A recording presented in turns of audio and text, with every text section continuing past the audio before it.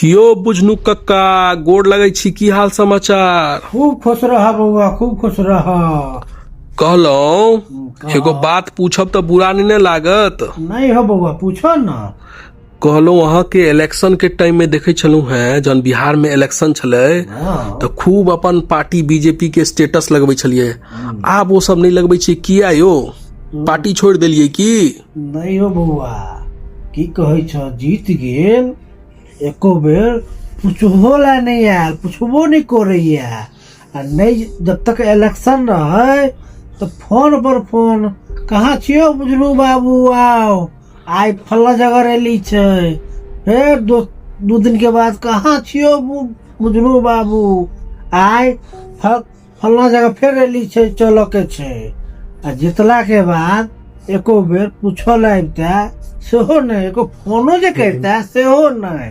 की कहै छै बउआ, दाल रोटी न हमरा चलाबो के है?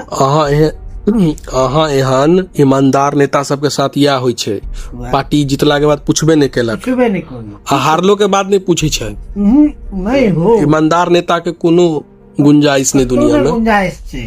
एही में कनी 6-5 करे वाला रहतिए तो हमहू फिर बीजेपी जिंदाबाद में रहतिए। से बात न। हाँ।